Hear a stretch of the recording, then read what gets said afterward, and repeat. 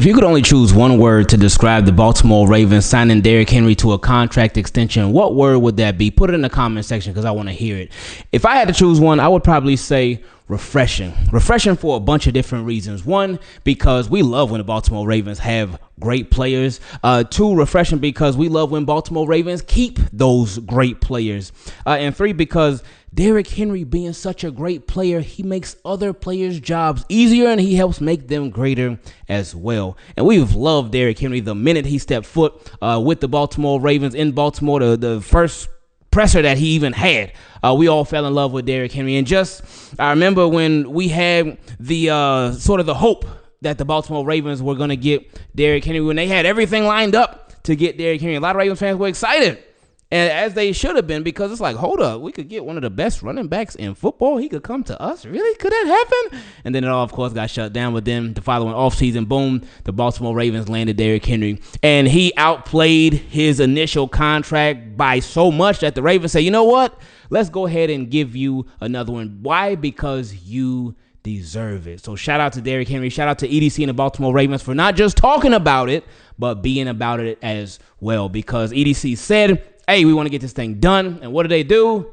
They did just that. But today, Derrick Henry, he had sort of like a pop-up presser. I didn't even know that he had a presser. I hadn't seen anybody talk about it ahead of time. I was just scrolling on my phone on YouTube, and then it said, oh, Derrick Henry press conference. I said, oh, okay. I didn't know that was coming. But it was a nice one because Derrick Henry said a few things that really stood out to me. Well, first and foremost, they said that Derrick Henry, this man, he was getting ready to fly from Dallas to Baltimore because, of course, he got a house out there in Dallas, and he was flying to Baltimore, but there was some delays. He had some issues with his flights. So he said Derrick Henry, he ended up getting in late, and he was running off of 30 minutes of sleep. What did he decide to do? Did he decide, you know what, I'm going to force myself to go to bed? Nope. Did he decide, you know what, I'm going to try to take a little quick cat nap or something? Nope. They said this man offered 30 minutes of sleep. Before his presser, he decided to get a workout in. So, what? Are you crazy? Yeah, he is. Crazy for greatness, that is. But anyway, I know that was a little cheesy saying. But anyway, shout out to Derrick Henry, man, because he just is such a role model and such a great player. And when somebody's a great player and they have that work ethic as well, it makes other people follow and they become an automatic leader that way, whether by choice or not. So because when you see that something is working for somebody like a Derrick Henry and all the success that he's had in this league, he could easily be like, you know what? I ain't got to work as hard no more. I ain't got to do what I used to do when I was a rookie and in my second. I ain't got to do all that. But Derrick Henry continues to put in the work like crazy, and you see the results. They speak for themselves. But anyway, in this presser, it actually started. This was a little different because it started with Willie Taggart, who is the running backs coach. And I said, okay, that's different. But Willie Taggart, he was speaking about Derrick Henry, and he introduced Derrick Henry, and he was just talking about how the Baltimore Ravens are so excited that they were able to get this done. Now, a lot of times when you hear press conferences and you hear whether it be a coach or whoever it might be, say they're excited about this, that, and the third. A lot of times you can be like, oh, yeah, they just talking. It's just, but this, like Willie was talking, it was real. Because this is Derrick Henry. And it's like, oh, yeah, that's that dude right there. Like, Derrick Henry is one of them guys. But anyway, he talked about, Derrick Henry talked about how he's just grateful to have been in the league for this long. And somebody asked him, what does it mean for the Ravens to commit even more to you? Because, of course, they committed to him for 2 years last year, but now they committed even more. They read up on his deal. And he said that he's really grateful toward the organization. He said he had been over with the Titans for, 8-9 years. And he said the Ravens gave him the opportunity to prove himself because he wasn't happy coming off of the season that he had prior to joining the Baltimore Ravens. And we saw a little bit of it. Not too much, but we did see a little bit of it. People saying, oh, Derrick Henry, he ain't got it no more. Derrick Henry washed. Derrick Henry fell off. Derrick Henry ain't the same Derrick Henry. Again, we ain't see it too much, but we did see some people say that. But Derrick Henry, of course, shut all of that down. And like we said before, like with Derrick Henry, he didn't even we didn't even get to have the full Derrick Henry experience. Like, because the Baltimore Ravens, at the first couple of games, they were still figuring out how to use him. And then as the season went on, there were plenty of games where it was like, why are you not running more with Derrick Henry? So I feel like they actually held him back a bit. So I actually think he could have got the rushing record. Even over Saquon Barkley, who went crazy this year, Derrick Henry, he was only 80 yards short of, maybe 79 yards short of hitting 2,000. So I think he could have definitely got it if the Ravens would have used him a little bit better, even though they used him pretty good overall. But there were still some games where it was like, hey, what are we doing? But again, second year in this offensive system should be even better. Now, he also said that he enjoyed last season a lot. He said being able to play alongside Lamar Jackson, and this what stuck out to me about Derrick Henry, what he said about Lamar Jackson. Because he said it's a special dynamic that they have. It's a special dynamic with Lamar Jackson. But he said he's the best player in the league. And I appreciated that so much because of how he worded it and exactly what he said. It's the same thing that we've been saying for a long time too. But with Derrick, because Derrick Henry, he did not say he's the best player on these Ravens. He's our leader. He didn't say Lamar Jackson, he's the best quarterback on the NFL. He said he is the best player in the league. And that's real. Because that tops everybody. Any position, everybody in the entire league. And for somebody like Derrick Henry to say that, like, I mean, of course, he's on his team, so we would expect him to say, oh, yeah, the best quarterback, the best player over everybody. That's real, Derrick. And we know exactly where you're coming from, because that's real. He said that the young guys on the team, they give him youth. And I was thinking, I actually think it might be the other way around. Because the way that he works, like, again, like I said earlier, the results speak for themselves. Derrick Henry takes phenomenal care of himself. Phenomenal care. So I think it rubs off on everybody else. They'll see that they be like, oh man, Derrick Henry, what do you do? Derrick Henry, how can I get like that? Derrick Henry, like, how do you have this longevity? So I think it will rub off on them too. But he said that the Baltimore Ravens, they accomplished winning the division. They got into the playoffs. So that was a nice success. But he said we came up short. He said guys are motivated and hungry to get ready for the next one. So, well, that's true. Now, this right here, this might have been one of my favorite parts about the presser. It was Willie Taggart. And he was asked, why is Derrick Henry such a great fit here with the Baltimore Ravens? And Willie Taggart said he fits our team in our organization because he's dominating and physical. And then he said he fits the city of Baltimore because Baltimore as a city is dominating and physical. I said, all right, Willie, okay now. But then he doubled down. Then he said for both the team and the city. He said Ravens organization has always been top-notch and one of the best in the league. And you ask a lot of people around the league, you ask fans, people always say, especially I love talking to fans of other teams. Like the other day, I was on Jet Central Channel, shout out to him, and we were talking about Brandon Stevens, shout out to him. But before we even really got started, he was just commending the Baltimore Ravens on how they do things. He said he loved their draft. He said Malachi Starks was his favorite player. He said the Baltimore Ravens just always had these great offseasons and whatnot. So I know when we talk amongst each other, amongst ourselves, amongst Ravens fans, we could be complaining over this. We could be complaining over that. Whoa, why do they do that? Why don't they do this? They should do this better. Oh, they need to improve on this. But then when you take a little step back, and even amongst ourselves, we do give them their praise too. We do commend them when they deserve it as well. And that's a lot.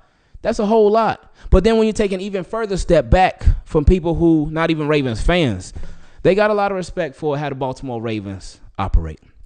But anyway, Willie Taggart said the Ravens organization has always been top-notch and one of the best in the league. And he said, and Derrick Henry is also top-notch and one of the best in the league. That's why it's a perfect match, and it certainly is. Derrick Henry, you know, I know y'all know I underestimated Derrick Henry when he first came to the Baltimore Ravens because I just felt like, hey, we getting Derrick Henry, great, amazing, but I don't think he's going to go crazy. I think he's going to get like 16, 17 touchdowns, which I think he got 18 touchdowns overall. But I said the yards, though, I think he's going to get like either right under or right at 1,000 yards. I don't think he's going to go crazy with the yards on the ground because I'm thinking like, hold on, we got Lamar Jackson. We still got Mark Andrews, Isaiah Likely, Zay Flowers, Rashad Bateman. Nelson Aguilar's still there, too. So I just felt like with everything that we had around him, including Justice Hill as well, Keaton Mitchell was going to be coming back. I just felt like with everything we had around him, they weren't going to be able to focus on the running game like that because because of everybody else that was there, including Derrick Henry. But they proved me all the way wrong, and I have never been happier to have been proven wrong about a player coming to the Baltimore Ravens. So I hope Derrick Henry continues to do his thing. I hope Derrick Henry continues to go off, and I hope Derrick Henry continues to go crazy because he is the perfect Baltimore Raven. So before we continue, make sure you leave a like on the video and subscribe to the channel so you don't miss anything and turn the notifications on. But now we have reached my favorite part of these videos where we get to feature your questions. If you would like to take part in it, send an email to teamkeepitclean@gmail.com. If it's your first time sending a question, that's fine. If it's your millionth time sending a question, that's fine. You want to be part of it, send an email, teamkeepitclean@gmail.com. Over to Team Keep It Clean patrons, and if you'd like to join them, you can go to patreon.com/Ingravenvids. You want to support the channel in any kind of way possible, it's down below in the description. I love you. I appreciate you. Let's get to these questions. First one, it came from my guy, Carlos. He said, hit me out. Not sure if it's possible, though. All right, let's hear him out. See what he got to say. He said, what's up, bro? Haven't sent in a question for a while. Woo-hoo-hoo. Yeah, I ain't seen this name in a long time. He said, but I watch all your videos since 2019. My brother, I'm happy to see how much your channel has grown. It's tight when you see all the hard work pay off. Also, I hope your family and yourself are doing great. I appreciate that. I really do.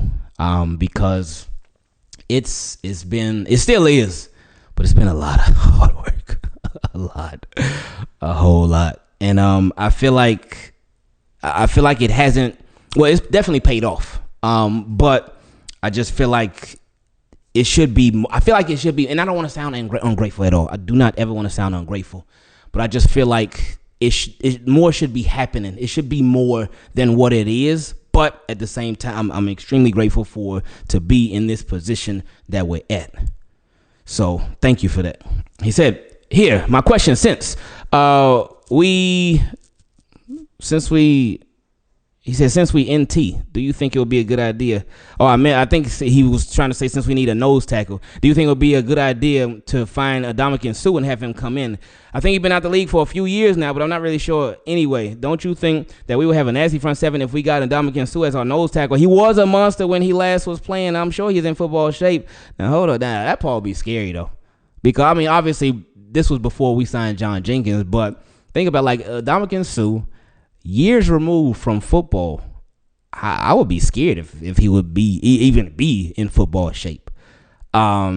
So now, I mean, it would if they would have brought him in rookie minicamp or something like that as a tryout, cool. But I wouldn't be comfortable if the Baltimore Ravens were relying on him. And what we see a lot of times, guys that have been out of the league for a couple of years, they get that itch and they like, you know what, I want to come back. I want to come through. You know what? Let's make it happen. They get signed, and then they're like, you know what? Nah, I want to go back home. So, yeah, I don't think it would have been the best idea. Could it have worked out? Possibly, but anyway, he said he would have been an excellent pickup to replace Michael Pierce now that Michael Pierce is retired. What do you think his price would have been now that he's been out of the league? If we were able to get him and he can be back to his former self, like even 75% of his former self, he said we would have 80 sacks on the season as well.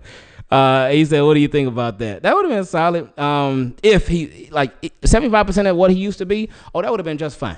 That would have been just fine because he was a disruptive defensive tackle. He wasn't just a space eater, nothing like. He was a disruptive defensive lineman. Very aggressive. That would have been great. Now, salary would have been vet minimum. He's been out the league for years. You can't guarantee no money to him because you don't know what's going to happen. It would have been vet minimum. So yeah, it would have been super, super simple. He said, would this have been a good idea, or has he been out of the league too long, and would it not be worth it anymore? Yeah, so I don't think it would have been the best idea. He said, anyway, hope we go to the promised land this year and Lamar gets league MVP and Super Bowl MVP since he got robbed from last year's MVP. Oh, he certainly did. And I hope that you end up being right and he gets all of it and more. Should our secondary be primary? Next question came from my guy, Nicholas. He said, Ingraven, let me talk about wishing you nothing but blessings from above. Hey, I appreciate you, Nick. He said, my question is, now that our Darius Washington is out, just how important do you think the quickness in developing the secondary we drafted is? Like everything gets ramped up that much more. Especially every single day that goes by where you don't sign a safety. Obviously, the Baltimore Ravens, they not going to be there like that right now.